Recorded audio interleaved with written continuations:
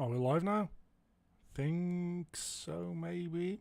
Now the question is, does my Discord bot actually pick up on live streams or not? I guess we'll see in a few minutes. Because I couldn't generate a link before going live, because YouTube's just amazing like that. Can I generate a link now to share? Maybe I can. There we go. Maybe it was there before, actually. Copy link. I'm just gonna throw it in here manually. People get pinged twice, that's not the end of the world.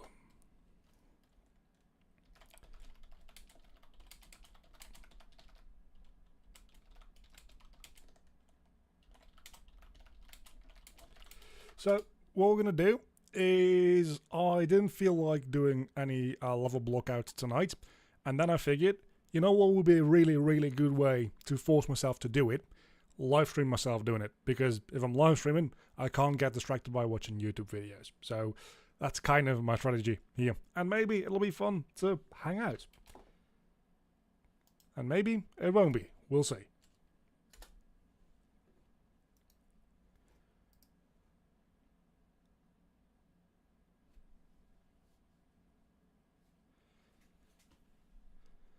Let's pop out the chat. Do I need to do that? Probably not. We'll be fine. Okay, so real quick overview for anybody who is already here or watching the VOD afterwards. What I'm doing here is I'm making levels for my game, and I'll turn on the tutorial levels too. Everything you see here is actually already publicly available. I don't think there's a link down below in the description here, but in a recent video where I talked about my 1 year development, I left a link down below in the description to a build of everything that we have here, which is the tutorial. Do be warned though, it still does randomly crash every so often, which is not great. But what we're doing here is we have these levels with doors that go from level to level. So when I go through this door, it loads in. I don't think you can see because my screen is 4K, and the stream definitely is not, because my internet would not like that. It has a level to load variable here, and it just loads the level with this exact name in whenever I enter this door. And then in the new level, it checks for the door with the level to load that matches the name of the level I was literally just in, and puts me next to that door. That way I have a pretty seamless way to load in these new levels, and that's what we're going to be doing here today, building some of the blockouts, some of the skeletons of what levels are going to be. These are semi-finished levels. And if we go up here, we see the blockouts for the first dungeon that I've been working on. So they will be looking something like this. This one has a little bit of lighting in it. This one has nothing. It's literally just a hallway. I can see that the bitrate is a little on the low side on the preview. I'm sorry about that. My internet is just not that good. Maybe I should be streaming in 720p. So yeah, we're going to be mostly doing blockouts like that with the modeling mode in Unreal 5. So hello, and thanks everybody for already stopping by and hanging out. This is going to be hopefully a good time for everybody. So I did hide these doors in the build that I made, because I didn't want people going through here and potentially like crashing the game or anything, or getting lost or whatever, because even these blockouts are actually available in the test build, because I figured maybe it'll be fun for people to just walk around. I do also have a plan. This is a general sketch of the, that's not what I wanted to do. There's a general sketch of what the first dungeon should look like. So you can see here, we have this big round central room, and from there all the dungeons spawn off, for lack of a better term.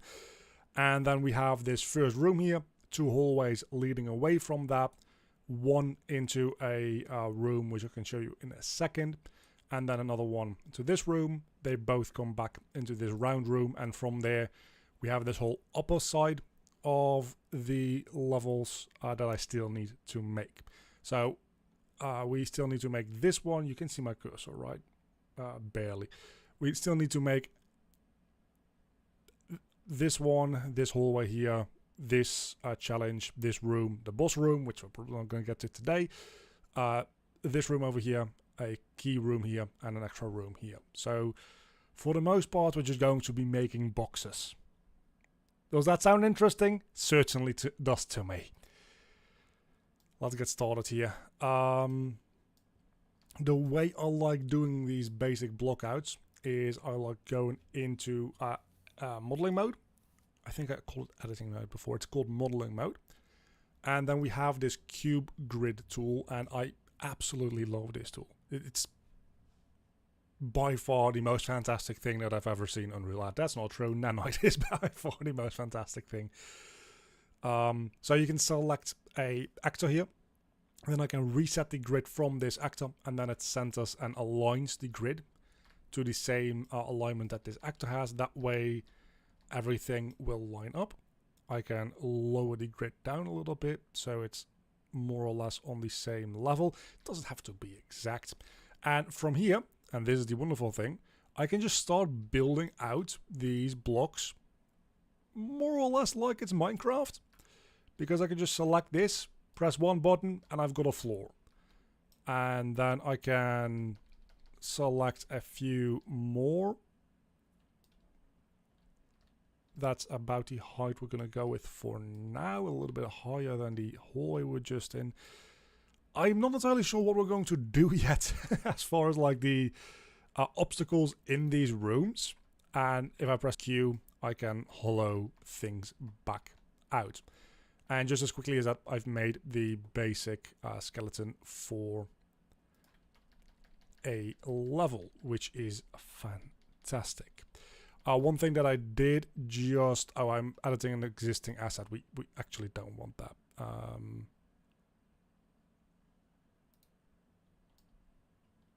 Yeah, I definitely don't want to be editing an existing asset. I also want to do this in a separate streaming level. So, getting a little ahead of myself here. I'll create a new empty level. And in the, what were we up to? 1.8. So this is going to be 1.9. I don't really have a good name for this because I don't know what we're going to do in this yet. Which is kind of a problem, isn't it?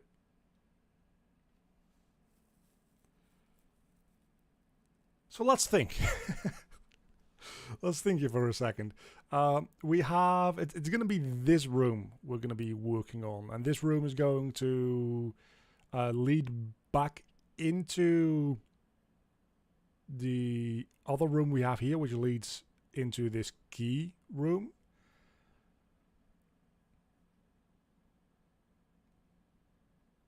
So this has to go up because what you see here, that's like a balcony. So this has to go upward, and it also needs to then lead into this key room. So I didn't actually make the doors on this. I see that now. What is the shortcut for the eraser in Inkscape? Kind of new to this program, so I don't know right away. Eraser tool. There we go. Opening up a door there. And opening up a door there and one there. And I'm just going to, real quick, just for my own reference, like draw a line going that way, and we'll make that like red.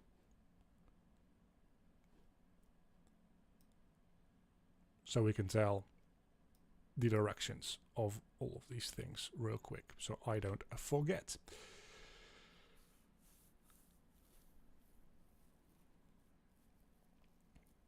So what if we enter through this door, right? I mean, we'll also get back through this door. We don't want to immediately be able to move in this direction and enter that door either. That wouldn't be good. So what if we do something that's similar to what we have going on here, and we make a balcony a little bit like this, and we'll actually make this one black again. And the whole point of this map will be getting up on the balcony. So we'll have a couple of enemies walking around here, and then we'll have some steps going up here, something like that. Does that seem fun? I think that works decently well. So we can have like step 1, step 2, step 3, step 4. Probably should just use the text tool for that, or at least zoom in a little bit if I'm going to use my horrible handwriting. So that will be step 1, step 2, step 3, and step 4, which then ends up on the balcony.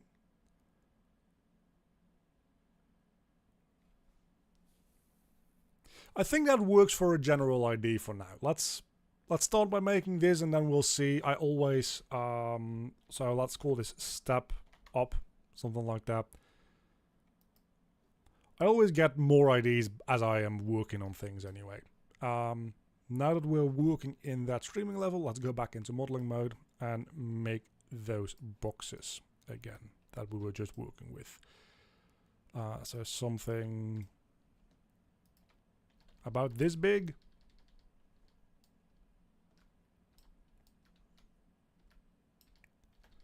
It needs to be a little larger.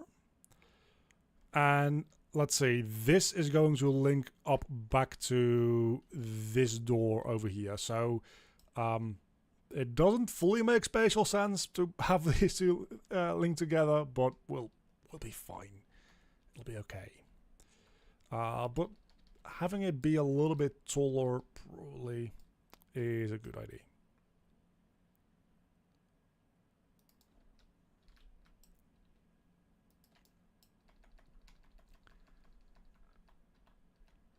I don't know if this is big enough. It's kind of hard to judge sometimes.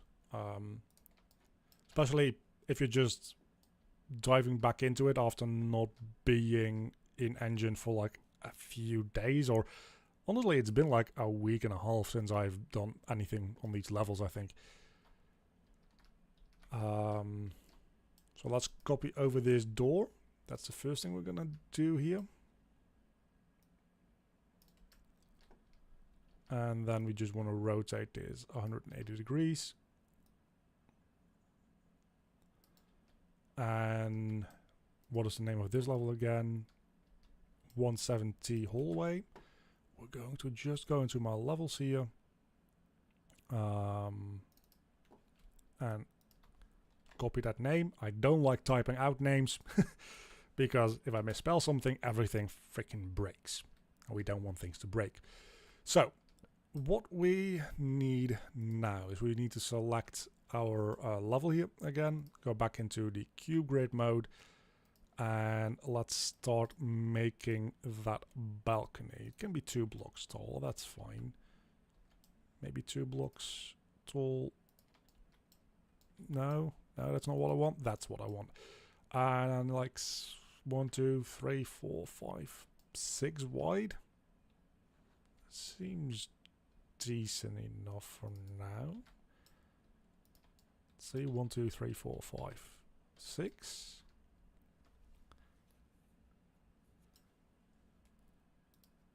Okay, and then we have to have a door over here going in that direction, and then we have to have one, I think here, just straight up going in that direction as well.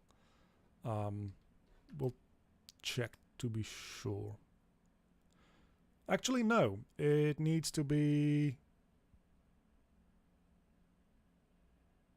Oh, I have things very weirdly rotated in my head now. I think that is about right. I think that is what we end up needing to do.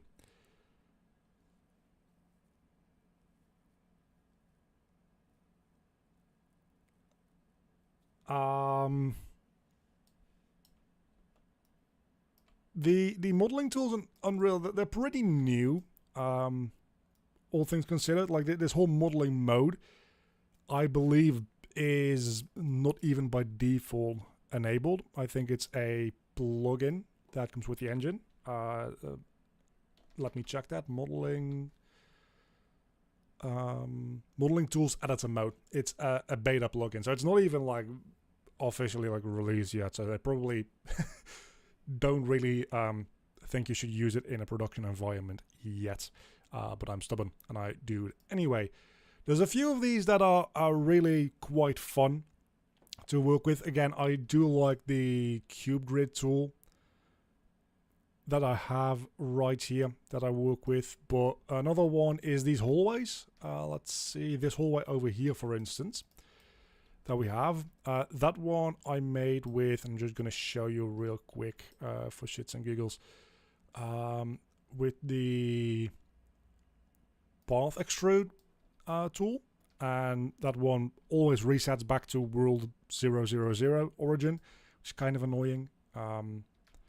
But this just lets you like draw a path like a polygon here, and then you don't press enter.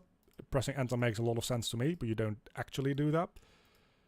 Then you can choose how wide that path needs to be and how tall, and just like that we have something that resembles a hallway. We then of course do need to flip to normals, because it expects you to just use this to make something like a pathway rather than a hallway. I'm using them for hallways because everything here is inside, but it's as easy as coming down here to normals and then inverting the normals, and we have a hallway.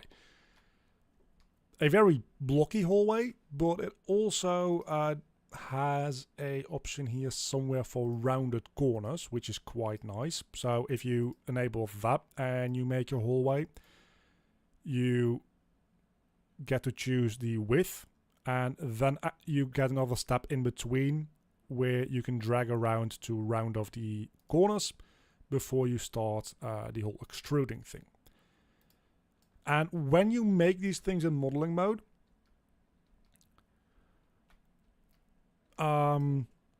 they actually get added as static meshes in your project. So if I want to, and this is kind of nice, and this is turning into an overview of the modeling mode tools, but I quite like them. So this is just a static mesh in my project now.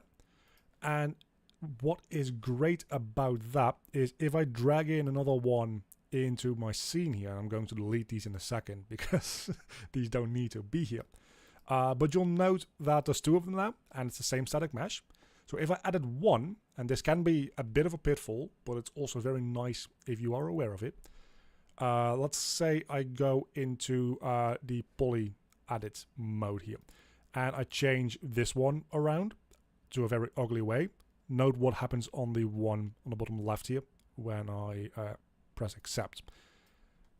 Since it's the same static mesh, editing one also edits the other, which is sweet. Can you show a test run when it's finished? I can just run through the tutorial bits that I've already made in a second. But let's first finish off the block out that we have here real quick. Otherwise I'm going to get way too distracted way too often. And I want to have at least like a room or two done by the end of this. I'm only going to be here for like an hour, maybe an hour and a half. But I just wanted to hang out a little. And that needs to go into 1.5 balcony, which again is somewhere in here. 1.5 balcony. And then this other door in here needs to go into 1.9 step up. It's a little bit of a tedious way to load in and out levels, but I think it's a pretty neat system, the way it all works. Then the other door over there, I'm still working in 1.9 context, yes. this one is going to go into a level that we don't have yet, and we might not even get to today. Let's turn it around. I like this multi-layered feeling in these levels. I'll show the other level that has that balcony. It is just straight up this one. I like this multi-layered feeling because really this level is 2 levels. If you enter through this door, you go through this, you go through this like little maze thing, and I'm going to put in some hazards and some enemies here at some point, and you end up here, and this door is going to take you into a room that is the part of another dungeon. So that's going to take you into a somewhat random part of the red dungeon here. So I'll zoom out. That's this room that has a connection to a room that's going to exist in this other dungeon. So in that way, all these dungeons will be connected to each other. But if you enter through this way, you just simply have a balcony where you can see all of the things that are dangerous in the other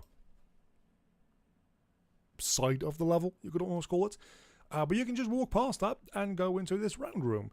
Or you can use this as a shortcut to jump down and get back to this. So I like this multi-level layered style of levels. I'm probably going to end up doing that quite a bit more.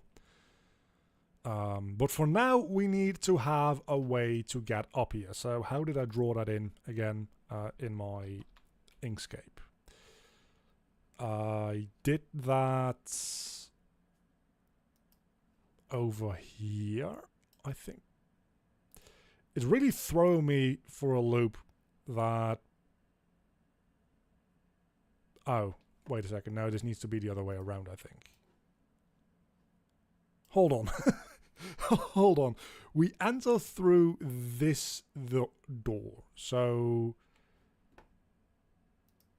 that would be... We enter through this. So that would be on our back. So at our left-hand side, we should have... Yeah, so that is entirely flipped.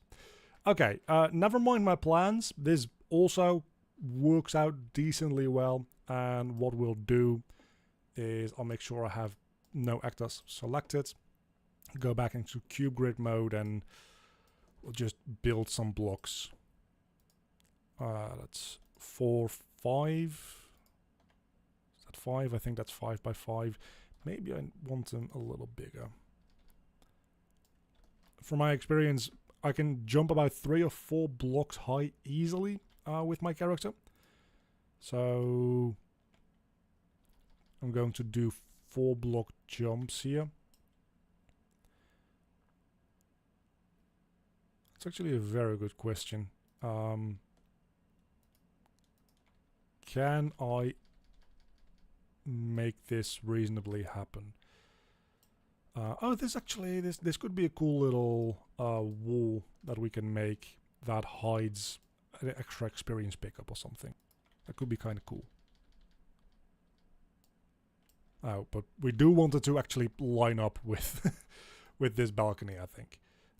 So like this. Does that line up? That still doesn't line up, does it? It does, never mind. And maybe we have like an enemy spawner here with a door that only opens up when we finish that enemy spawner, and then we get experience from both the enemies and a little extra pickup that exists here. I think that's fine. And then we have a bit of a jump here as well.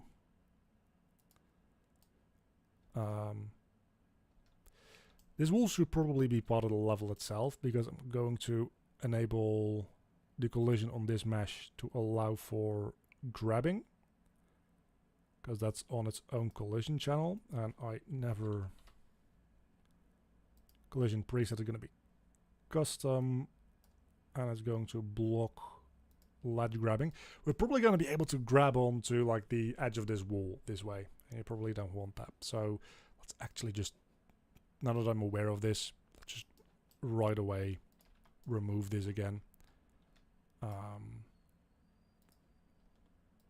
So that we can fix that.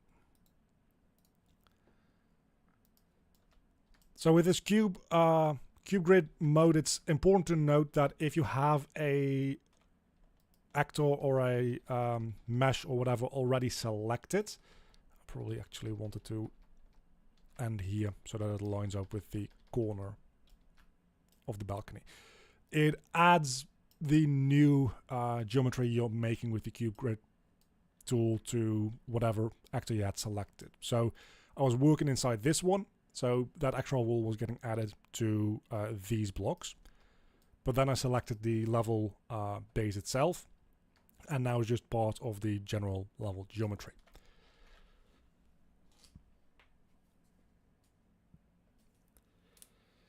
Let me hook up a controller real quick, because it works better on controller. Do I have DS for Windows installed at the moment? Let me see. I don't think it's on this side of my desktop. What the game is about? Well, that's a good question. It's quite the mix-up of different things. From a story perspective, that's a long and complicated answer. From a gameplay perspective, it's a middle ground between a hack and slash and a Souls-like, but it's not going to be like quite Dark Souls levels of difficulty. I'm going to have to play with mouse and keyboard, so that's fine. Hopefully, let me check what my output for my sound is going to do here, because I want those to be on my mic, and then I will mix my sound. And let's see, I didn't prepare this, so give me one quick moment, so you can actually like hear the audio of the game as well as I'm playing it.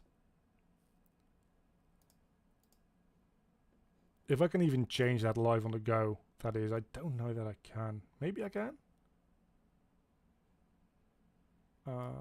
Desktop audio should just be my default. Okay, let's see if this works. Play the game. Okay. That seems to work. That seems to be pretty loud for you guys as well. How's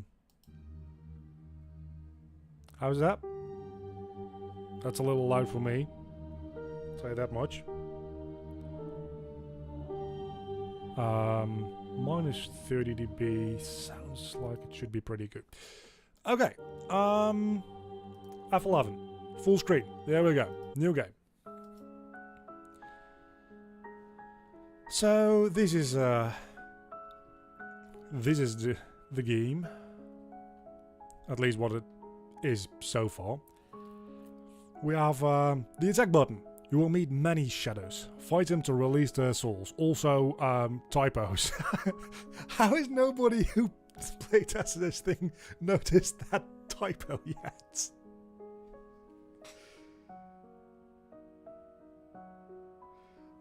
Well, I have separate controls for volume from the stream, so I can make it as loud as I want for myself. It's just as long as the music doesn't like overrule my voice.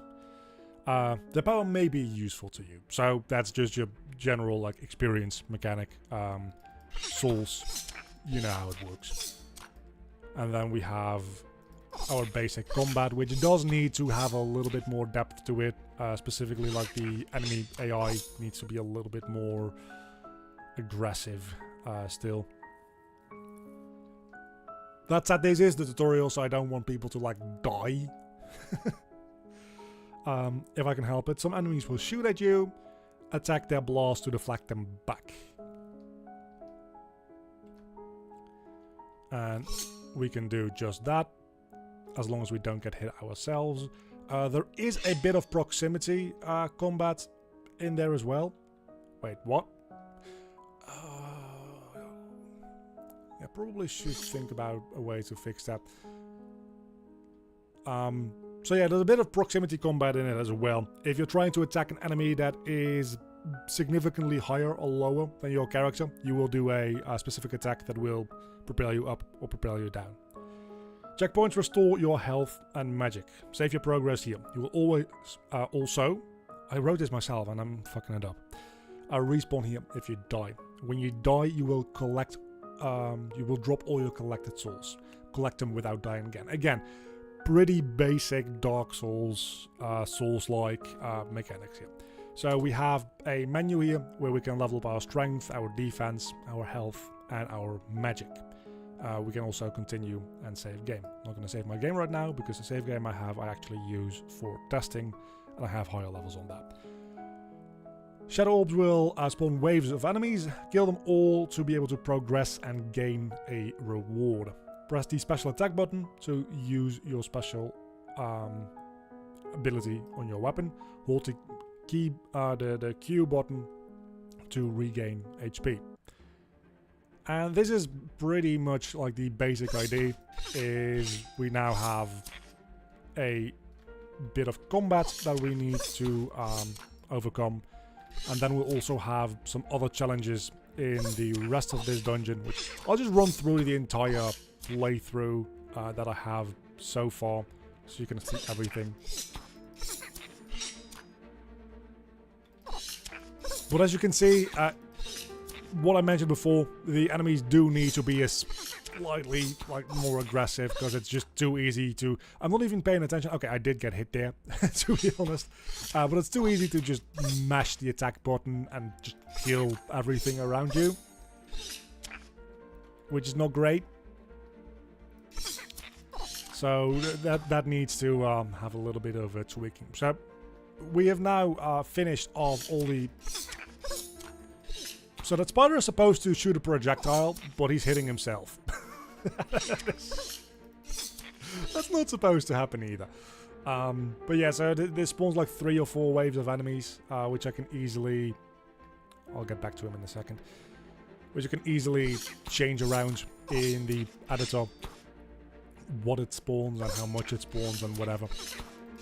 And once it is done spawning everything and I've killed the last enemy, it will do something. In this case, that will be, it spawns in a key, because what we're doing here in every dungeon, that spider doesn't feel very good to fight still. What we're doing here in every dungeon is you're collecting 3 keys to get access to the boss door, which is more of a Zelda-like thing, almost. And those 3 keys you will gain through different challenges. In every dungeon you will have a combat challenge, a puzzle challenge, and a platforming challenge. The platforming and the puzzle are significantly easier than you would have in a Zelda game or a 3D platforming game or whatever.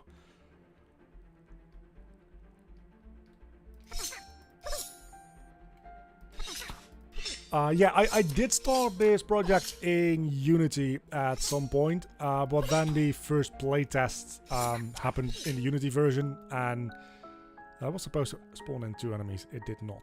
Anyway, then the playtests came back. A few of my friends played it, and I figured I needed to rewrite quite a lot of my code, and I just figured, you know what, let's give it a shot in Unreal, and now here we are in Unreal.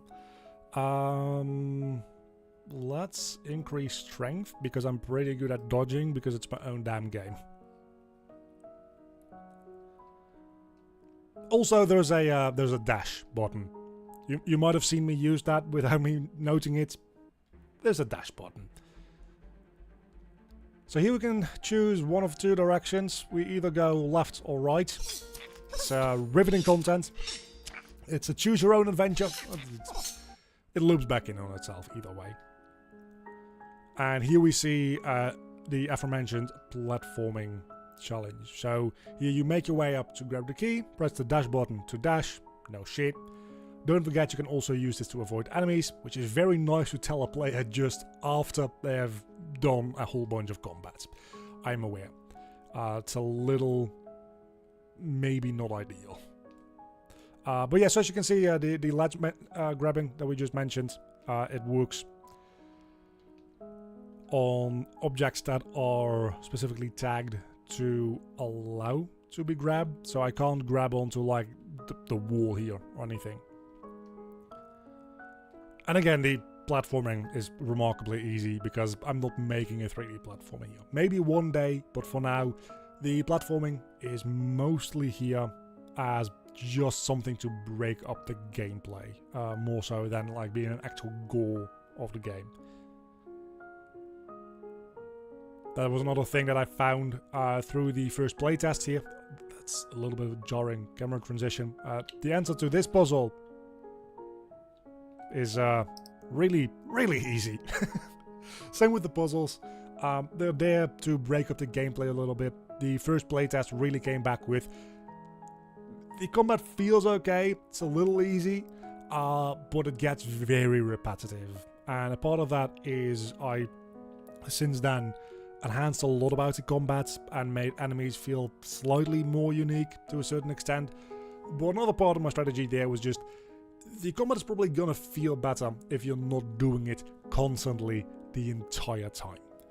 And that's why I added this whole structure with the platforming and the puzzles in every room as well. So now we get into the boss room. With a little cutscene preceding it, and then it's probably gonna kick my ass.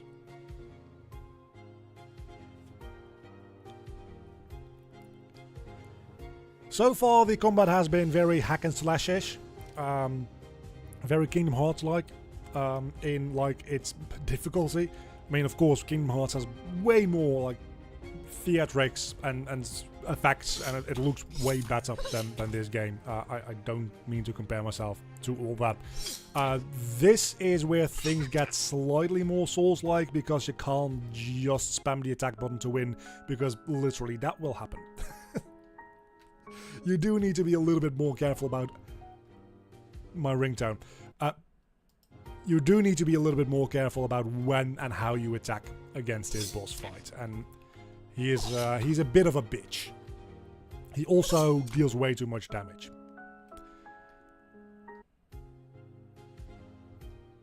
Like way too much damage. But you can see there, by the way, the souls dropping mechanic that I mentioned before. When you die in the room and the exact place where you died, when you go back there will be a orb with your experience in it. And there's also a good moment to note the HP and defense bar mechanics, I think, because every enemy, you note with the boss, it's much more noticeable, but every enemy has a MP bar, or not MP bar.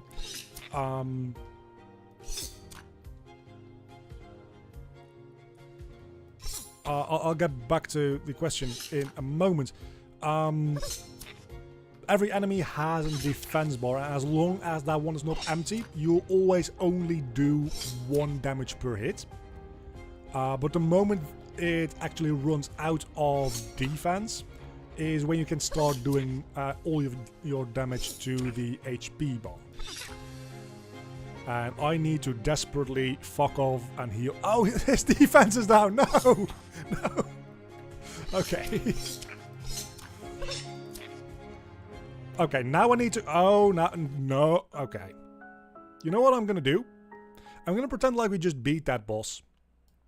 And I'm going to load my save file on which I have beaten him. Because I'm just cheesy like that. So, we just gained like 3 more level ups and a couple of stats, and we've defeated the boss fight. Hooray! After that, in the actual game, this platform will go up in a cutscene and will end up in the central room, and at that point you can't go back to the tutorial levels anymore either. For now, I just have a big ass door that leads into that central room, which is this one. And in here, you can go into all of those different dungeons. For now, I only have the beginnings of the first dungeon, And there's no music in here yet whatsoever. But there's a few enemies that you can hack away at if you'd like. So that's fun. Does he have more than one attack type? He has a couple of different simple attack swing animations. He has that one attack where he gets stuck in the floor, which makes him vulnerable. And then he also has his like desperation move where he does that teleporting around thing. For now, that is all. I might end up adding more to it than that, because I'm thinking that he's going to have like a second. We're going to have a second fight against that same armor. And in the second fight, he's probably going to have a little bit more complex AI if I end up going with that ID. So that's a quick overview of what I have so far. That was like 5 months of work. I just ran through in like 20 minutes. So yeah, that's always a depressing side of being a creative person. Is you work very, very much, and then you show it off, and you're like, okay, that definitely seems nowhere as impressive as the amount of effort I've put into it. Anyway, so we have the block out for this room done now. So let's see, what do we want to do next? I think I want to make a block out for this room as well, and then I can make another T-shaped hallway. And I will leave the key rooms for another time, because those I actually need to like think through a little bit more. One of these is going to be a platforming challenge. It's probably going to be this one, because I like the idea of the platforming room having like a key hidden somewhere here, and then another platforming path that gets you to this door through that room, and then another one that gets you through this door. So this room probably leads itself most to being the platforming room, and then I'll have a puzzle in this room. I think that's the way we're going to do it.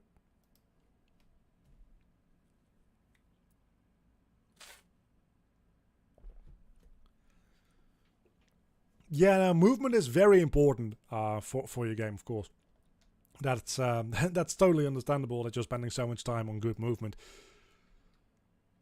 Frankly, especially when I did it in Unity and I wrote all of the movement code entirely from scratch, compared to how I'm using the movement components in Unreal now, I spend a lot of time just tinkering with movement and variables and new code and whatever. So that's entirely understandable and probably a good idea. I mean, there's the pretty famous anecdote from what's his face, the dude who made Mario 64. I'm very bad with names, I'm sorry. About just going around test levels over and over and over again until the movement for the game felt right, and I think that's pretty smart. That said though, part of the feel for the movement definitely is the quality of the animations. I noticed that myself. I've reanimated this character that I have. I'm not saying that the animations are good now. I want to point out they are still made by me, and I'm not a professional animator.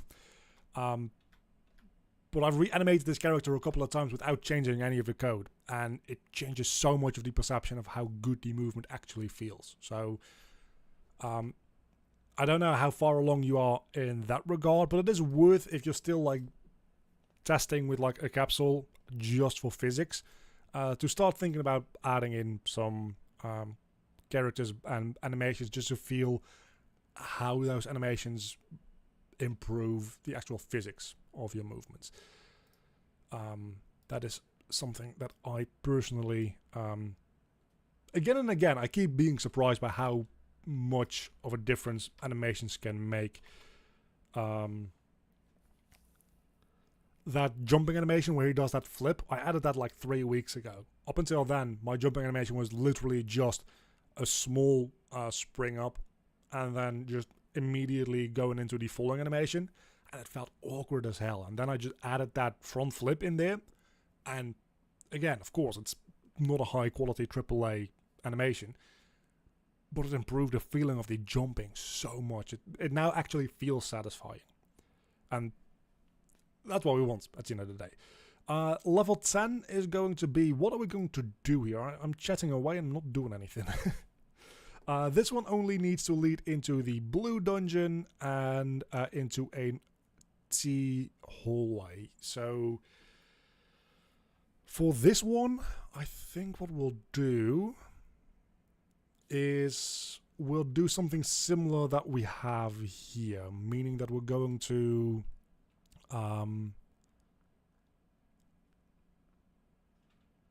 let's see, let's say that we start off on a platform here, which then leads into a lower platform. This is again up on a higher platform that's going to be a little bit more difficult to reach, I think.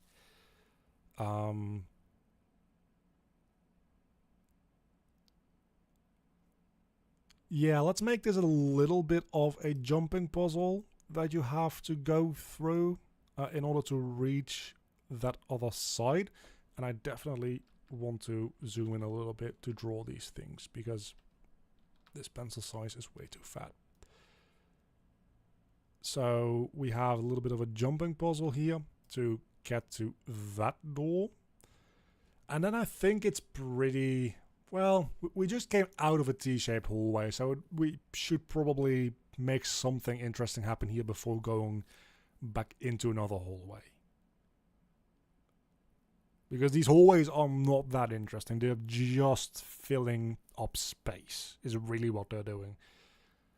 Just throw some enemies in there, just have something that is a little bit less elaborate, but does fill up a little bit of like downtime between all of these more filled out rooms. It's mostly a pacing thing.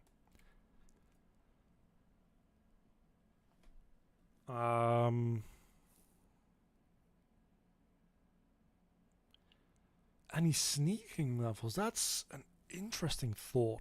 I hadn't really considered that yet, but I might.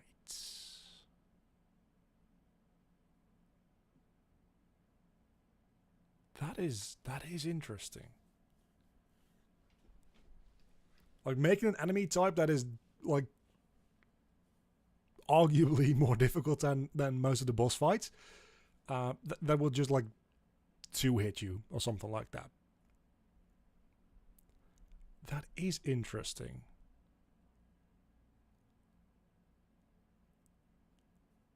I like that idea. I'm going to keep that in mind. I'm not going to do that for this level right now, I don't think.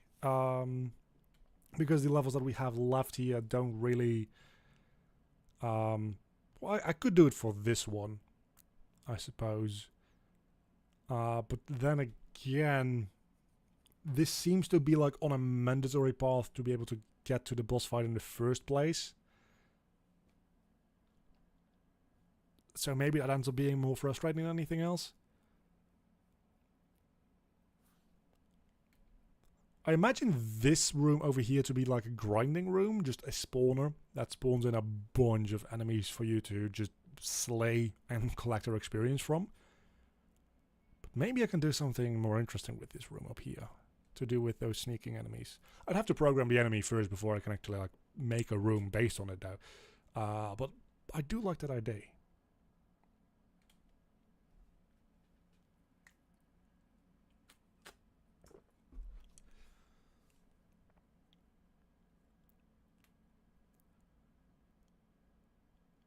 For certain bosses, that might actually be a good idea. This boss in this dungeon that we're working towards here, I haven't modeled or animated or programmed anything about that yet. But this dude is going to be a Grim Reaper. So thematically, thematically you could say that you're like sneaking away from death, right? So that still could make a certain amount of sense. But I feel like there's different bosses in my lineup that might make more sense to like have a bulky guard.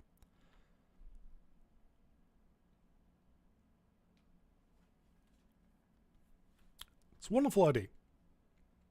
I'm actually gonna make a note of that real quick in a sticky note that I have somewhere around here. Let's see. Yes. Enemy that fucks up your day, you have to sneak around it. Sweet. Good idea. I noted it down. Stream is not going to be too long. We've been live for about an hour. Probably going to be about half an hour, maybe another hour more. But after that, it's like, it is 8 p.m. at this point in my time zone. So, and I do have like work tomorrow, so I can't stay on too late, unfortunately. But I'm just making a level. So what I'm thinking is, for now, I'm going to make the level that I'm drawing in here. Then I'm going to make this T-shaped hallway, which is going to be real quick to make. And then I might make this room over here as well. And that's probably where we're going to call it a day. If I even make it that far, because I keep fucking getting distracted. I'm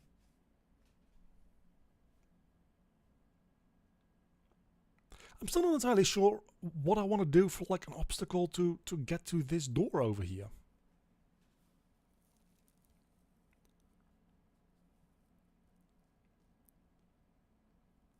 Well, maybe some other time I'll be streaming more. I haven't done any live streams in a while, but I do want to start doing them more when I can, especially if it forces me to actually work on the game. You know, that's great. What to do? What to do?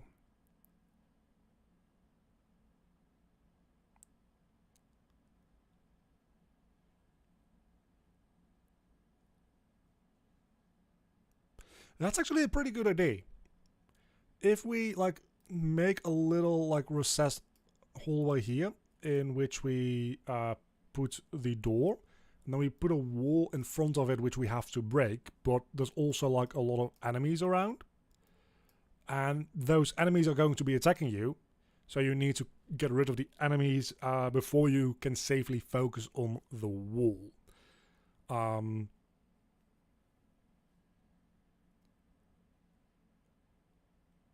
That's a good idea. My only thing I'm thinking about right away is, what if you come into this level from the other side? You're just like stuck behind the wall.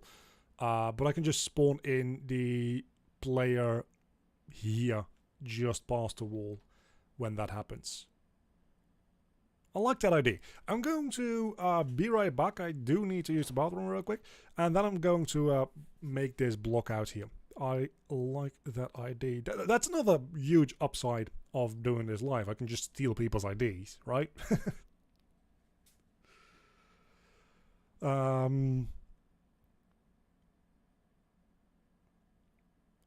What are we going to call this? Let's call this wall breaker platforming. That's a very long name. It's a very long name.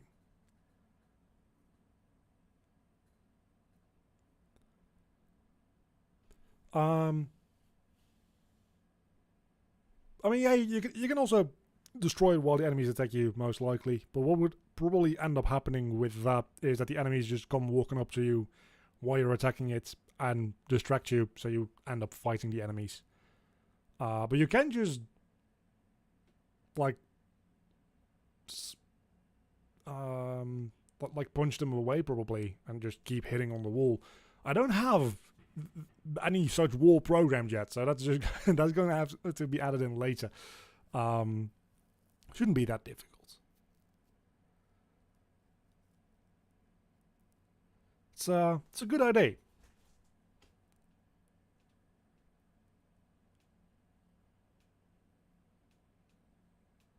I'm going to be right back.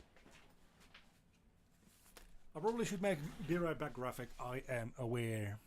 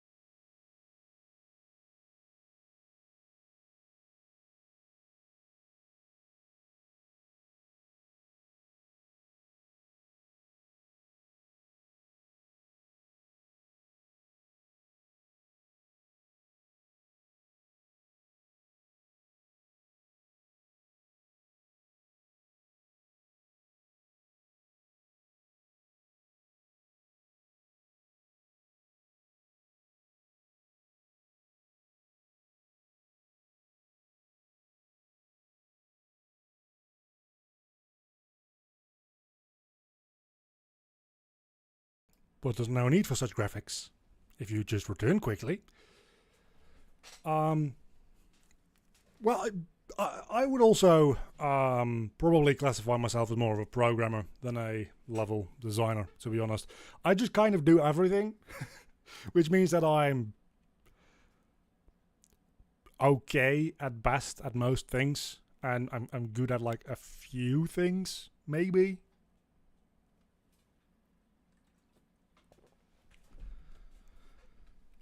I don't have the attention span to be an expert at anything. Is the thing, though.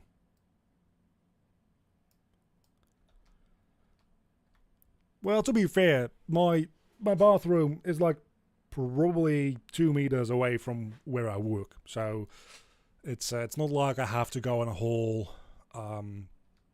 adventure just to go take a pee. Let's make a new level. We already have a new level. Never mind. We already made that. Let's make a new... Where is it? Modeling mode thing. Grid. Cube grid.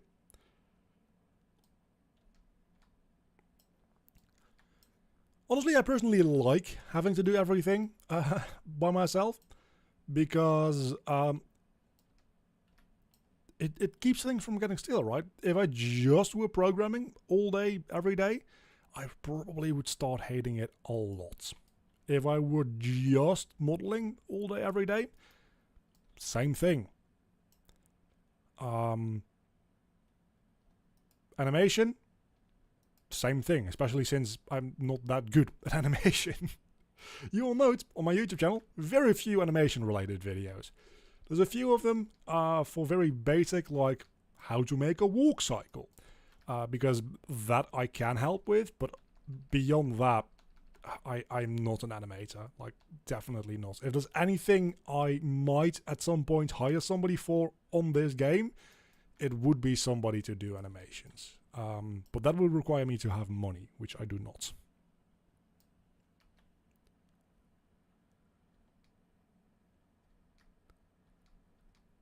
So yeah, that answers that question. I am doing everything by myself. Every line of code, every pixel you see here, I made. Well, there's a few materials that I took from Quixel, but those are mostly temporary materials as well. More or less, every pixel you're seeing here, and especially every pixel you're going to see in the eventual release of the game, whenever that might be, is going to be handmade by me. As the plans are right now. Again, I might, if for whatever reason I I end up being able to afford it, I might pay somebody to touch up some of my 3D models and or animations, but it's going to be at least 95% me, if not 100% me. As to when this is actually getting released, I would like to know that as well.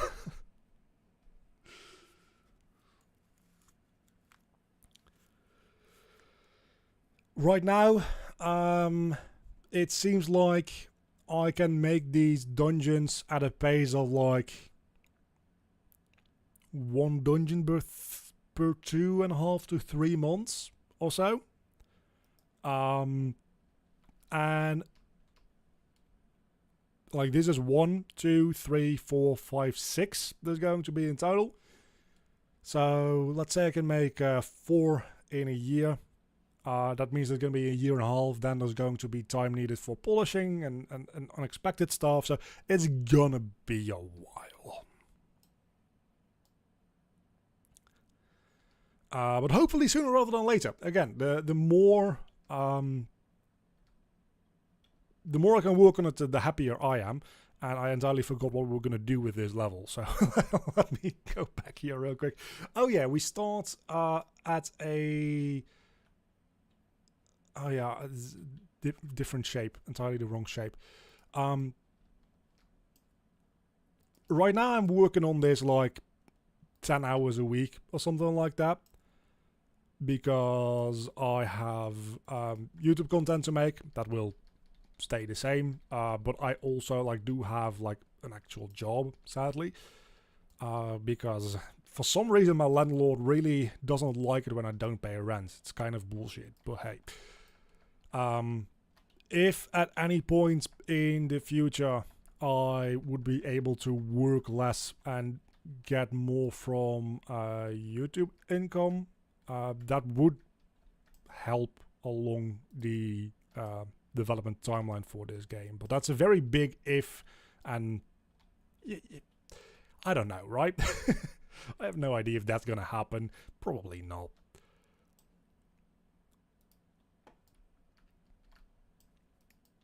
So I would say expect another year or two of development at least before I can get anywhere close to something that's reasonable in both the scale and the quality that I'm looking for.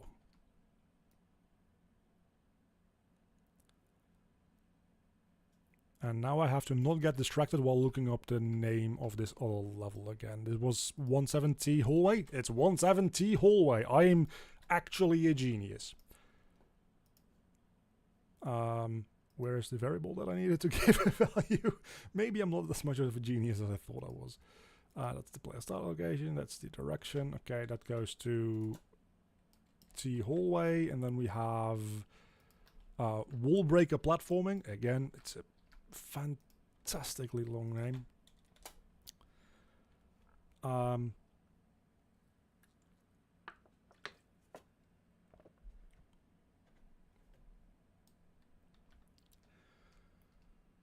I have a, I don't even want to call it a beta, it's more of a prototype for playtesting with everything that I showed you earlier tonight up until that boss fight, and then these empty rooms in it already available. And I'm probably going to keep like these playtests up to date, one dungeon at a time.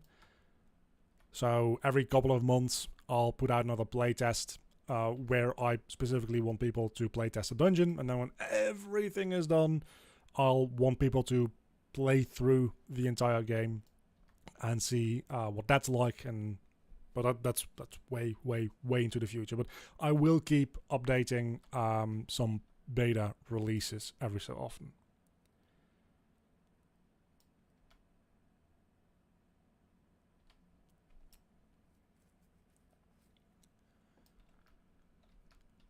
But that's all very far away. Oh, wait a second. What am I doing? This needs to be higher up. We're going down into the depths. That's.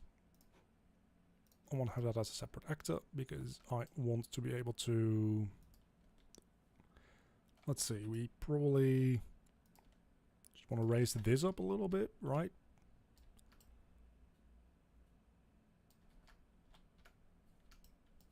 Including the thing next to the wall. Otherwise the character might fall in between, and that wouldn't be great. And then like 3 wide? Is 3 wide enough, you think? I think 3 wide is enough.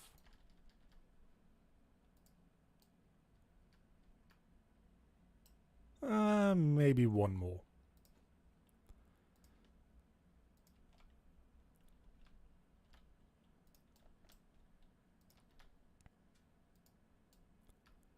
That seems about right.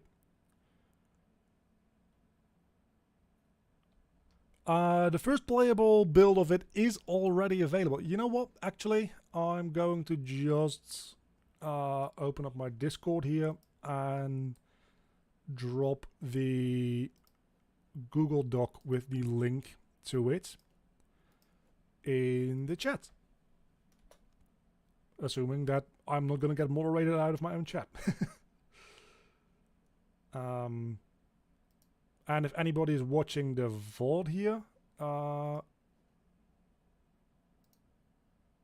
on, things are going a little weird. I'm going to add it to the description of this stream as well. Do be aware though that there still is a bug that I'm trying to fix where the game sometimes crashes because it, there's something null pointer reference which I just can't track it down. every time I think I fixed it, then I very proudly show it to somebody, and then they play through it, and at some point it still crashes. The crashes do seem to be less frequent though, but it still does crash every so often. So when you see a save point, do use it. Because the game does crash every so often.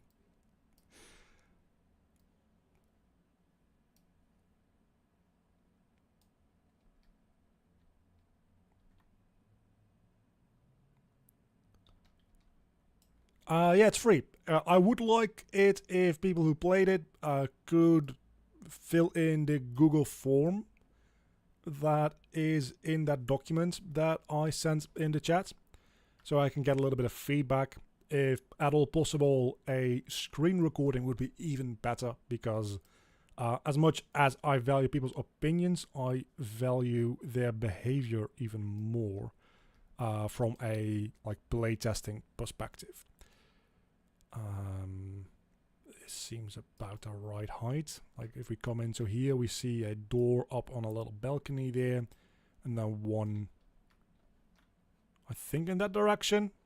I hope in that direction. I don't know. At this point, I don't really care. But yeah, I mean, if you don't feel like doing that, that's totally fine too. But I would prefer it if you did do it. It is free for now anyway. Of course, the eventual game, if I've worked on it for 2 years, I am going to release it commercially, is the idea. Assuming that everything goes to plan and it actually works. It doesn't crash every 5 seconds anymore, because it does do. Well, it doesn't crash every 5 seconds. That's a little hyperbolic. But it does crash quite a bit. Issues like that definitely do need to be fixed if I want to be halfway serious about asking people money for this. But I'm sure at some point those issues will be fixed. Maybe. I don't know. Probably. What's the concept of lighting in rooms? I'm not entirely sure what you mean. Do you mean the lighting coming from those doors, or do you mean the lighting I'm going to be putting in the rooms afterwards? Because I'm not entirely sure what to tell about that at the moment. There's no good reason, by the way, that I'm filling in these corners. That's just me finding it annoying otherwise. Or lantern monsters. Those lantern monsters, yeah, that's not very well explained either in the build so far. I really kind of hope that people figure it out on their own, to be honest. But the idea behind those, and if you don't kill them, I do think you will figure it out, is that they heal the enemies around them. They just, at the moment, don't heal quickly enough, so you just kill everything anyway. But they... Eventually, the idea is that you'll want to kill those first, because they're annoying and healing everything around them. That's the idea, at any rate. So, okay, here we're going to put in that breakable wall. And then we'll put in some enemies here.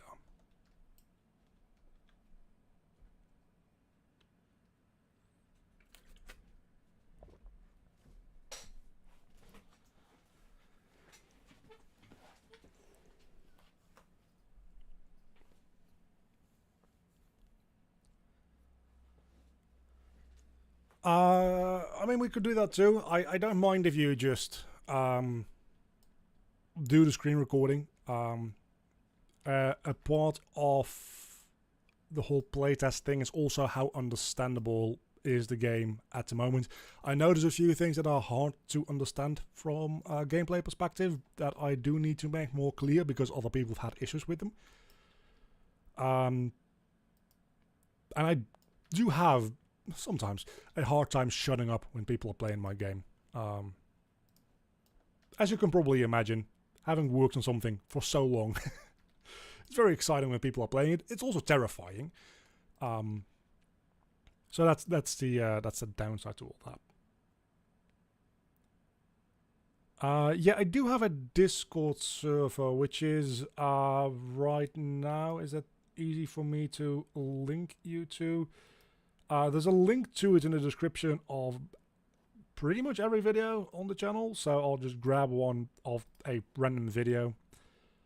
There is a Discord server.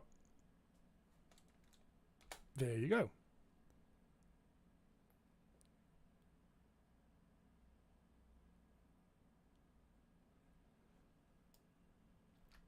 It's probably easier because I am quite bad at like timings and planning things and stuff. But that might still be an interesting offer at a later date. But like for the next like couple of weeks, I'm pretty swamped as far as time goes. I have work. I have this. I have content to make. I also, like this weekend, I'm recording a goddamn podcast, which I still need to write some script for. I'm quite busy because anytime I have more than 5 minutes of downtime, I think of a new project to start. And then that project ends up taking multiple months and hours upon hours of work, while I only wanted to kill 5 minutes.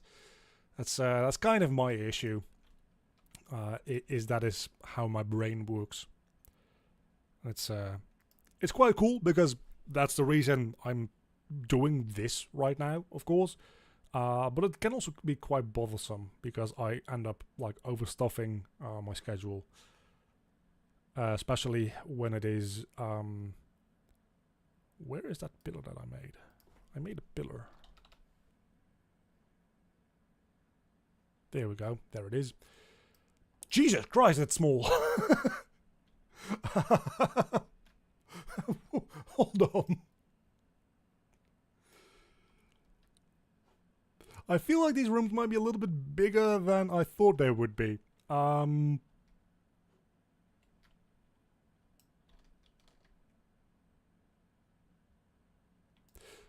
One second. I'm going to check out a different level and see what the scale of those pillars is in that level. Did I scale them up, or did I just...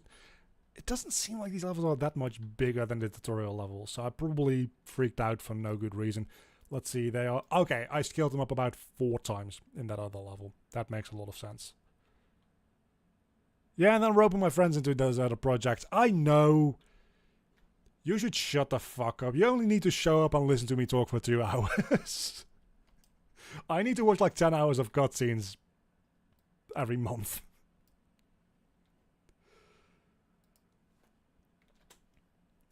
We do want this to have a top because we're going to be using it for platforming.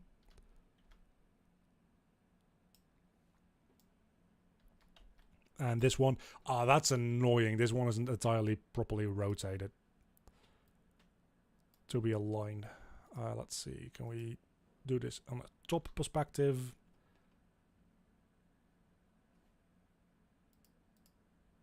Wireframe? Will that work? No. No, I'm just fucked. Oh, that's detail lighting. No, I need wireframe. Oh, there we go. Okay. I was real confused there for a second why that wouldn't line up. And it seems like just eyeballing it, I actually got pretty goddamn close. Let's see. This seems to be... Doesn't need to be exactly parallel, just close enough.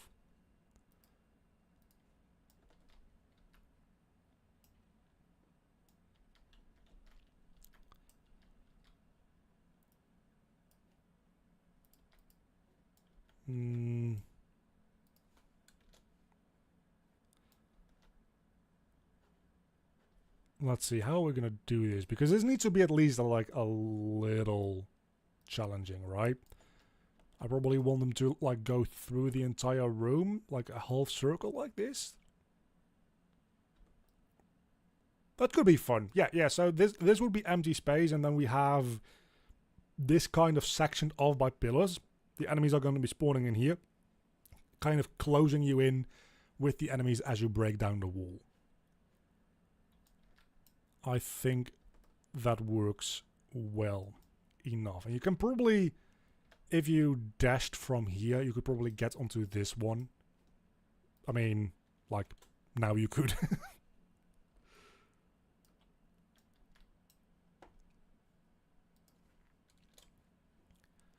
And this is an optional path anyway, right? So it doesn't matter if it's a little bit difficult.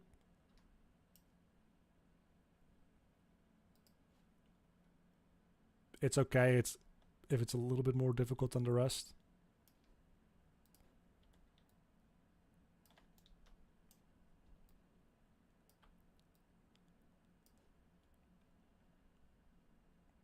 And then this one, let's make this one very tall again.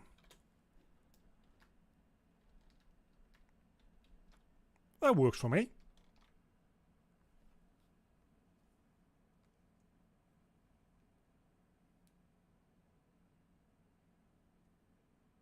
Yeah, there is already a save system. So when you... That's actually a good point. I don't have any save points in any of these new levels yet.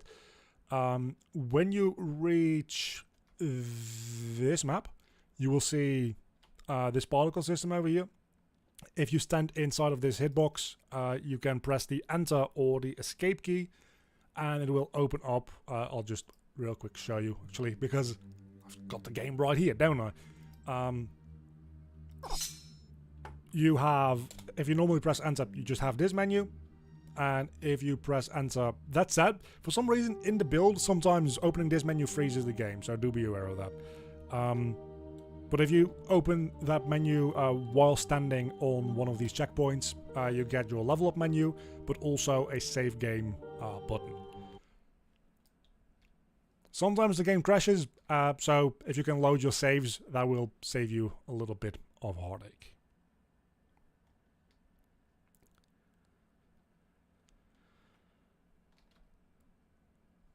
I made a total of 2 rooms so far, and I've been live for an hour and a half of them.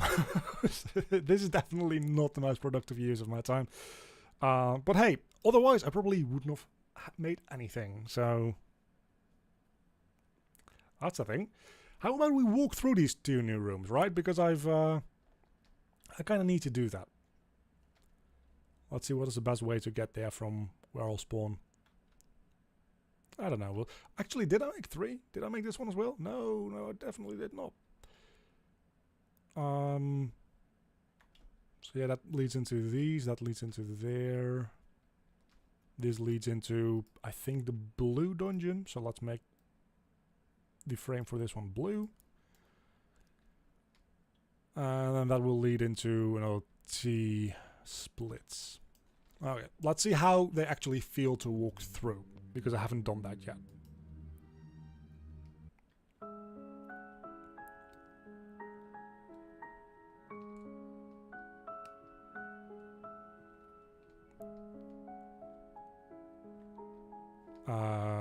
Where is the purple door? There it is. All these doors are going to also have a color. I've just turned them off right now so I can easily find the purple door at a glance. Because again, please don't think that this is what the game is going to look like, because these are not even, well, they are textures, technically speaking, I know, but these are probably not even largely the models that you're gonna eventually see in the game itself. Fuck me. Like these pillars and stuff, and the enemies and the character, sure, for the most part. But these blockouts, I'm probably going to replace a lot of these with custom-made models. And that's the reason that this entire development thing is going to take so goddamn long. Because aside from making characters, there's also like just a lot of decorative art that needs to be made. While that's a lot of fun, it also takes a lifetime and a half to make. As I'm sure a lot of you guys are very much aware of.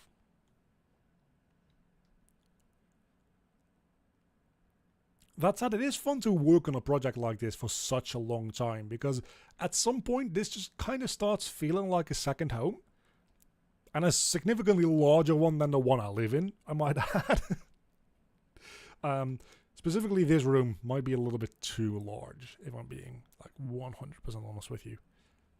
Might want to just scale everything in that room down a little bit. But now we are at the T hallway that both of the rooms we just made split off from. And I probably should just put a... That's definitely the wrong door.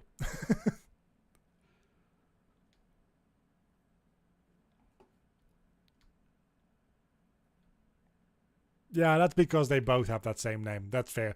I'll fix that in a moment. But the scale here, this one doesn't have ledge grabbing enabled yet. The scale here seems pretty good.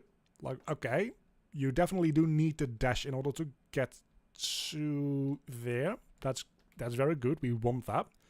We want people to like feel like they have to work at least a little bit to get to that burpee. To get to that platform over here, because again, this is an optional path.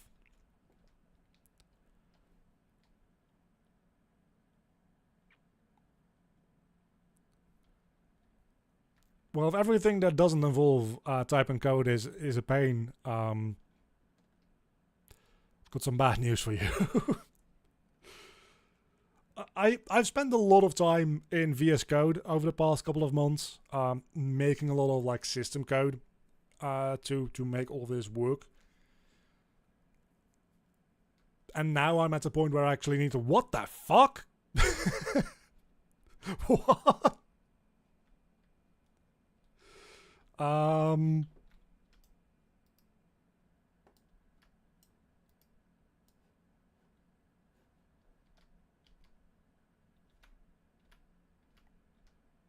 That's the wrong level it loads in.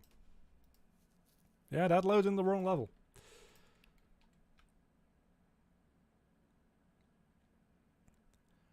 Most particle systems I've made in here are fairly basic. They all use the default like sprite material so far. Except for one, actually. I've got one semi-fun particle system, which, you know what, I'll just dig through my enemies here and see if I can find it. Did I store it in the night boss? I just drew this distortion map in Photoshop, and I used that as a distortion thing for a particle system. The question is, I don't think it's this one. Oh, it is this one. So this one, it's kind of hard to see here, but this one distorts. I'll just throw it into the world, actually, and you will see. This one, that's an emitter. That is also not what I wanted to spawn in. At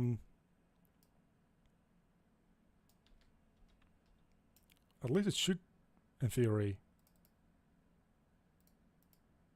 I don't really see the distortion. In the boss fight where it is actually used, and maybe it's because the material scalability is set to medium, it does like a fun little distortion. I'm quite happy with that one. So what we were doing is we were changing the name for this door because I was getting fucked over by that. Step up.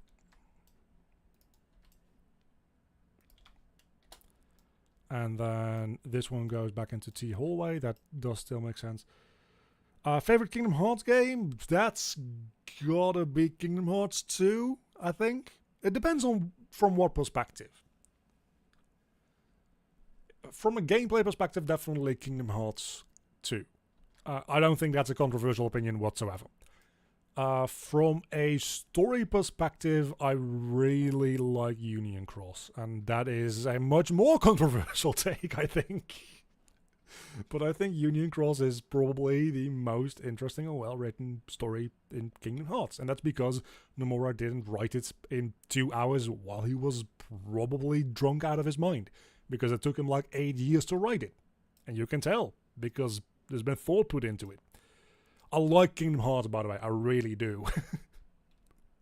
But it's not well written.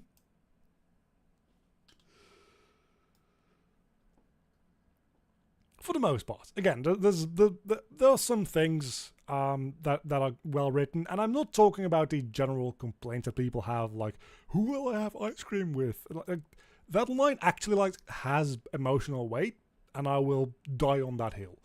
I'm also going to put in a checkpoint somewhere.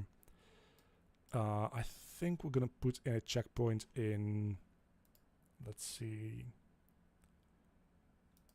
in here. Now is the big question. The big question is, where did I put my checkpoint? It doesn't matter because I've got one right here. Of anybody who's getting into Unreal, by the way, because a lot of new subscribers probably are, this is quite a nice feature. If you have an actor in your viewport selected and you press the End key on your keyboard, like next to the home key and next to the page up and page down key, it will just move it down based on its collisions to the floor. I really, really like that feature. 358 also is a fantastic story.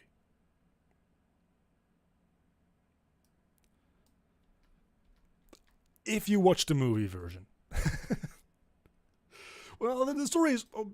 arguably the story is better when you play the game, but the game itself is such a fucking slog that...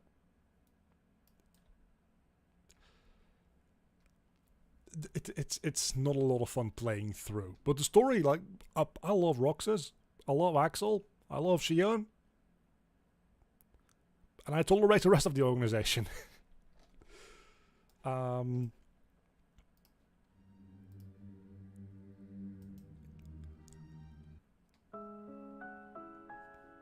So yeah, 358 definitely is up there for me as far as like story related stuff goes as well. From a gameplay perspective, it might be like my least favorite, actually below Chain of Memories. Because Chain of Memories like has some fun depth to it, and to be fair, the level up system in 358 is actually very, very cool. The way you have like those little squares that are both your abilities but also your level ups, and then you have those level modifiers which make levels worth 2 or 3 times what they usually are, but you're limited with the amount of space you have. I think that is actually really, really cool.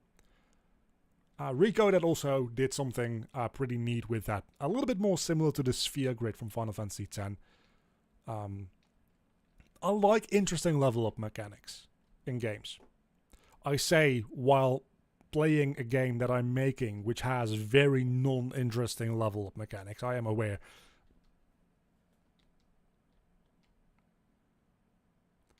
I'm actually probably going to end it pretty soon, to be honest. So, but hopefully I'll be streaming a lot more in the next weeks and months because I'm actually having quite a bit of fun here tonight, and it's good to see that people are happy to come hang out. So let's save the game here so that if I fuck myself again, I don't have to walk all that empty, ugly space again. Because at this point, I don't have any like illusions of grandeur. Everything here is not looking great yet, right? It's kind of the point of it just being a block out. But as far as like the scale of these levels go, this is about what I was hoping for the most part. So I think the scale is pretty good. It's mostly a guessing game for me, usually, whether or not something has the right scale. I did just realize, though, that I can't grab onto those balcony bits because maybe I want to fix that. Maybe I don't. I'm not entirely sure yet. Okay, well, that works, and we've got this one as well. We'll add in this little door here at some point. I doubt that I'm actually going to do much programming on stream, because as distracted as I get, that means that there's literally never going to be any programming done at all. Let's make another T hallway, and that will be level, I think, 11 of this dungeon. Well, level is quite a big word. We have level 10, and then level 11 is the next one. There we go. A new empty level. 111. My god, I'm happy that I don't have 9 worlds, because that would have been real horrible.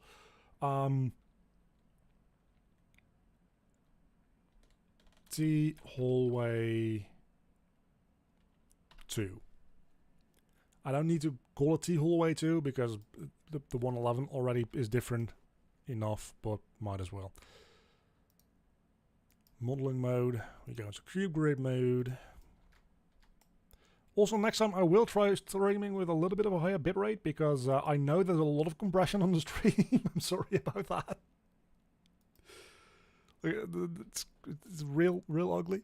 But I wasn't sure whether or not even this would be stable with my internet connection. And it seems to be doing quite well, because OBS is telling me I have got 0 dropped frames, which is actually quite surprising. Let's go back into Inkscape real quick and check out whether or not I'm fucking something up. Okay, so we need a short forward, and then splitting off from that something in the direction towards the... we've got a lot of things loaded in at the moment. And then going this way again. Okay. Can I turn off a few of these levels? Because holy hell, my PC does not like loading all these at the same time. Okay, so we want that to be a little wider, probably. Something a little like that. And then...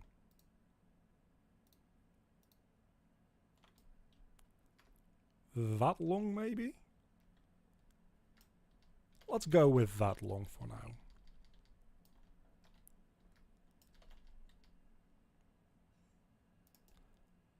Hollow it out.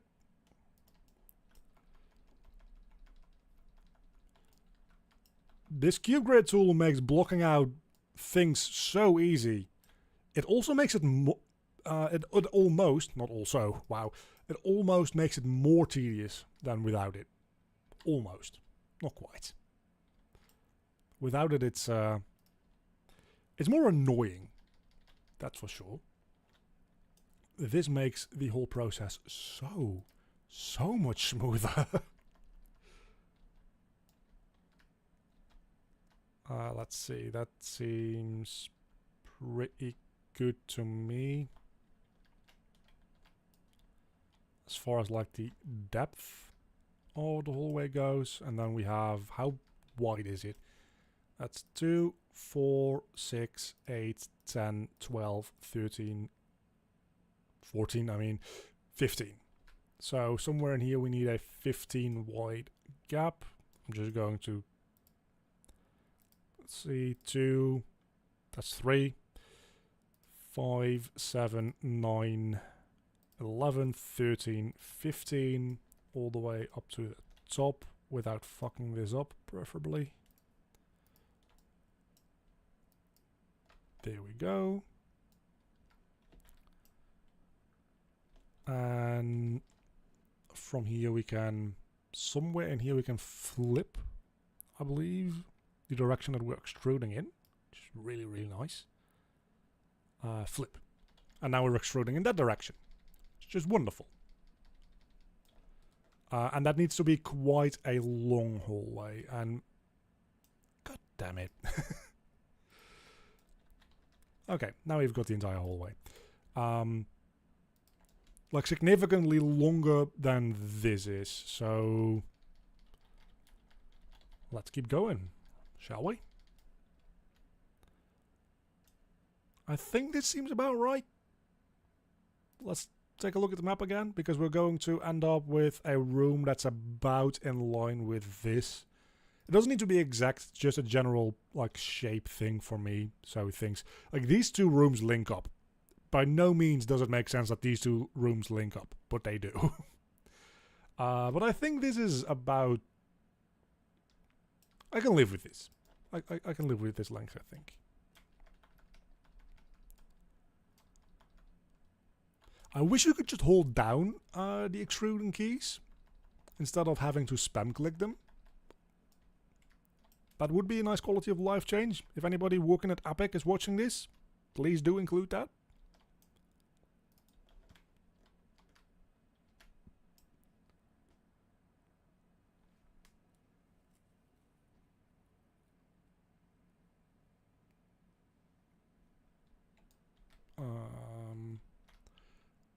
If the people playing my game are anything to go by, except for one person who thought there was too much tutorialization as it is, a lot of people just don't understand stuff that I assumed would be pretty basic shit. So,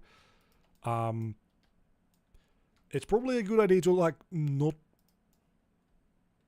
do a tutorial too like in your face. Right, you probably want to like include it within some kind of like lore reason within the world, and don't stuff your player's face too much at once. Like don't throw the entire tutorial at them in one cutscene, because that's going to like overload them with information, and that's not going to help anybody. But from what my playtests in the last couple of weeks have pointed out so far, you probably generally need more tutorials than you think, because people are idiots. You people watching are fucking genius. It's just everybody else is an idiot.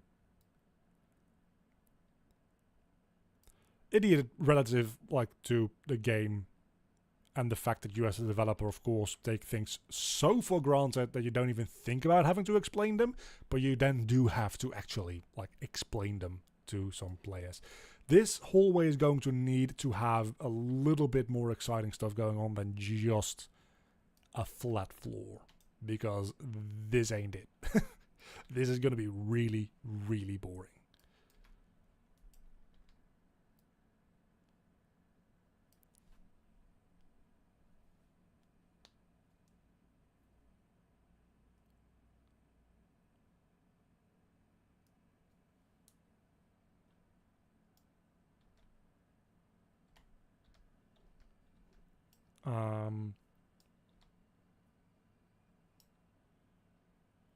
Oh, sorry. Yeah, no, I'm also like doing like this actual level design while I'm reading chat, which makes it easy for me to misinterpret things. Let me place down this door and I'll read it a little bit more carefully. And then I will have to focus on actually putting in the right names for the doors this time, because I didn't do that last time. And that was stupid on my part. I meant to say make my movement system based on a tutorial. Sure. I mean, that's what they're there for, right? In the end. I did make a whole ass video about people overusing or misusing tutorials a while ago. But that doesn't mean I hate tutorials. I make them for a reason. Because I make them for multiple reasons. I like showing the things that I find myself for other people, so they may have use of it. But also, I look through tutorials all the time. It's good for inspiration. It's good for general ideas. And if you have an idea and you're like, how could I do this? And you don't have a good way of going about doing it in your head yet, like I want to do it this way or that way, watching a tutorial can be a real good first step.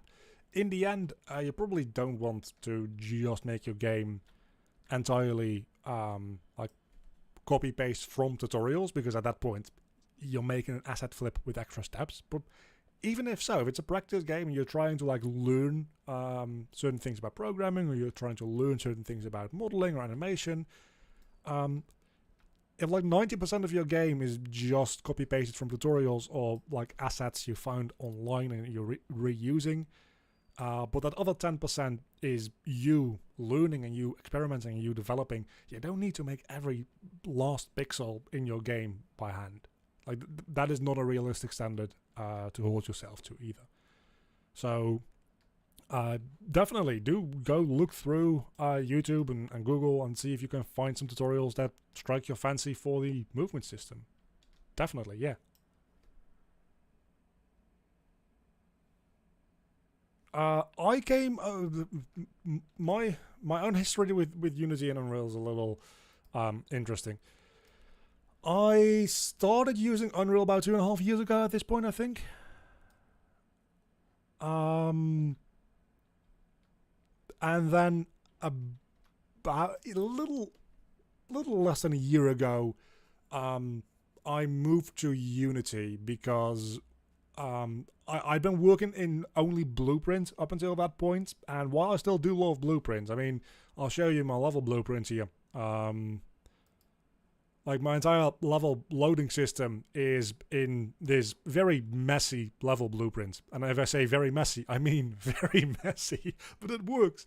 I still do love Blueprints, and for certain things I still definitely use it, but I was kind of getting annoyed by, if I go into Blueprint, right, I just open this Blueprint and I want to like add two numbers together. I have to add an adding node, and then I have to get my two numbers. I don't have any variables at the moment, so like make literal int, for instance. I have to drag these two nodes together, then I can get output. And if I just want to add something to an existing thing, I don't even have a plus equals node. That just doesn't exist, which frankly is stupid that that doesn't exist. So I have to get the original value, then add the new thing and set that value. It's very slow working with Blueprint. So I figured I just need to get into writing actual code. And at the time I was very intimidated by C++, as a lot of people are. I've got about 33,000 people that watched that one video. Most of you probably saw it as well. Who were like, yeah, C++, I don't know about that. It's really not that bad in Unreal. So I went with Unity because I wanted to write just traditional code, but I didn't want to go C++. So I went over to Unity.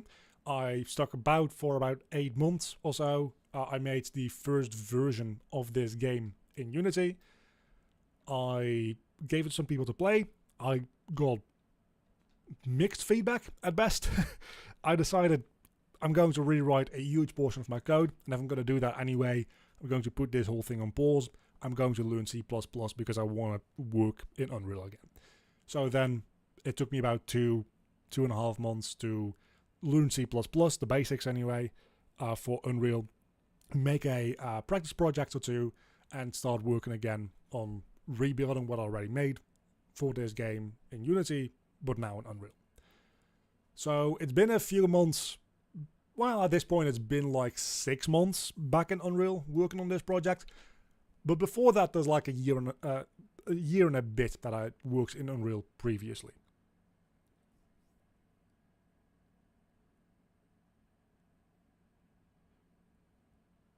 That's a very long answer for a very simple question, but sorry about that.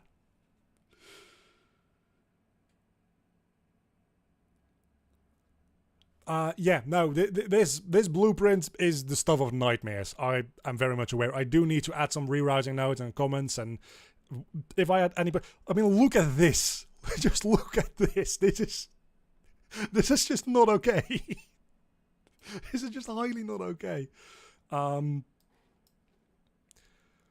I do need to go back through and just clean this up because I'm going to need to like change things about this at some point, and this is not it. This is not good. Yeah, I do combine working with C++ and Blueprint.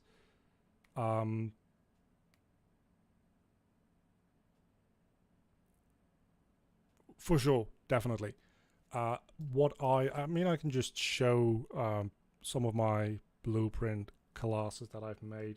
Let's see. What is a Blueprint class that has some... Probably my player has some stuff in it, right? In Blueprints. yeah, so there's a little like Blueprint stuff that I felt like doing in Blueprint. I do all of my UI related stuff in Blueprint because that makes more sense to me. I have an enemy here somewhere. Let's see. Where is it? My spider enemy. That blueprint has some blueprint code in it as well, which again, it's very messy because I almost never open this. But it's because it uses this timeline, and using a timeline just feels more intuitive in Blueprint here than it does in C++. And this timeline doesn't generate anything that I then need to use again in C++. So I can get away with it fine. So I like mixing them two. Just a lot of the more systematic programming I do in C++, and then a lot of this like final one-off implementation I do in Blueprint. The way I personally like to explain that as is I do my programming, and this is going to be a controversial take to explain it this way, but I do like to do my programming, quote-unquote programming, in C++ and my scripting in Blueprint. So anything that's just like do this, then that, then that, then that, without like too much variability and stuff like that, that's usually what I do in Blueprint. And things that just need to be like solid and ready for a lot of different situations and a lot of different context, that I tend to do in C++. That works for me.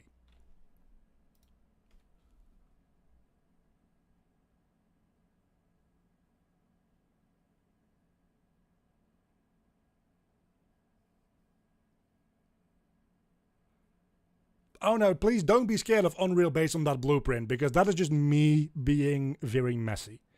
I probably have a different project somewhere with more streamlined blueprint, which I can open.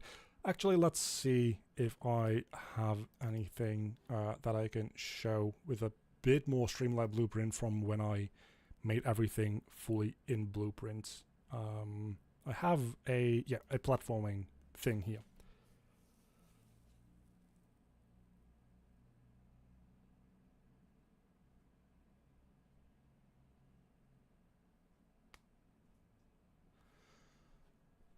And now I have two instances of Unreal open at the same time, which is always a good idea. Both of them with Lumen enabled as well. This is not going to go well. Well, they're both on scalability medium, so it'll work.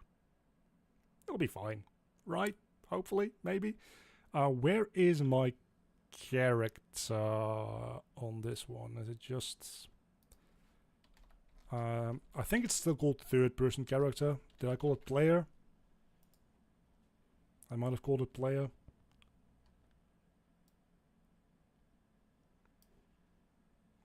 No.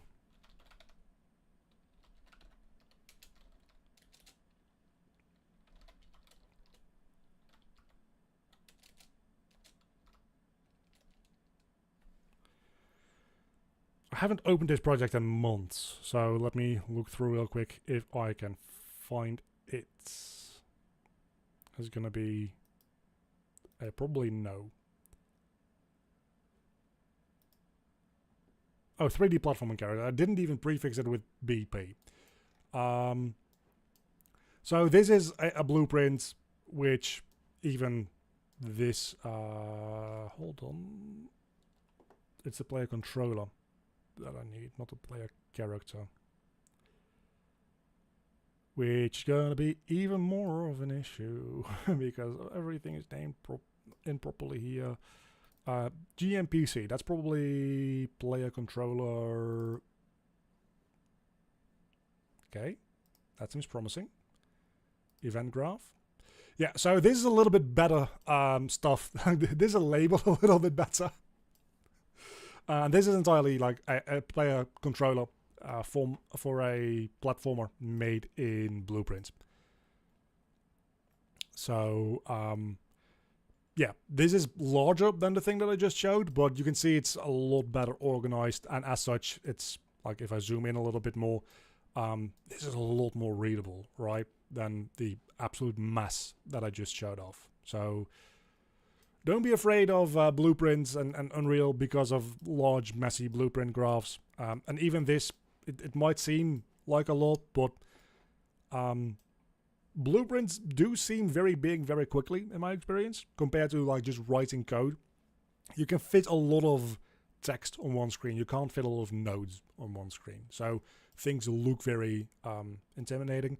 And the counter side to that is they look very impressive very quickly as well. So I just wanted to show that off for a moment as well. Now, what were we doing? Oh yeah, we're going to do something with this. Honestly, I don't have a lot of inspiration at the moment for this. So let's just check. This is in what level again?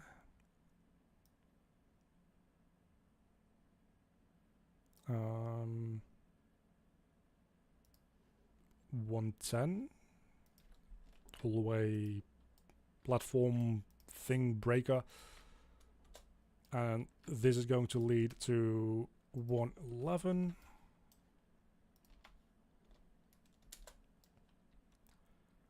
Then these two will both lead to rooms that don't exist yet, and nothing else needs to be connected up, I don't think. Not to something that exists already. Anyway, I think that's a pretty decent point to leave it off here right now today. We made a total of 3 rooms, which is less than I expected, but I get distracted easily, what can I say? So let's keep it at that for today, and then maybe in the next stream, either the rest of this will already have been made and we'll start like filling them in with some enemies and stuff like that, or maybe we'll just build other blockouts. This the blockouts for this dungeon are starting to come along quite nicely. Like it's the footprint of this thing is starting to be noticeable. Let's re-enable save all first and foremost. Let's re-enable the tutorial beneath it as well, just for a comparison. Like, this is the tutorial that we walked through near the start of the stream. And then this is like 80% of one dungeon. So that seems about fair, I think. I think that's about fair. That said though, these levels do need to go into a folder because while my blueprints are very unorganized, there's going to be a lot of these levels, so I better keep these organized. And now I don't know if I should just sit here for like a minute and then end the stream, or if I should end the stream and YouTube will take care of the rest. I think I just need to sit here for a minute and shut up and wait for the stream to catch up. So I'm not entirely sure how YouTube works.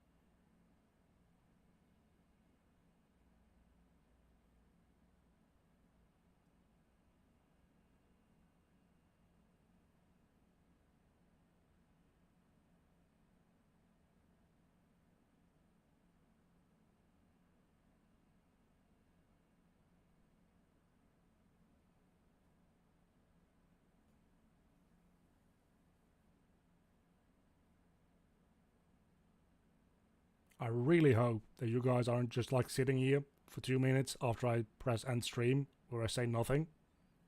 If you're hearing this, you have been. I'm very sorry about that.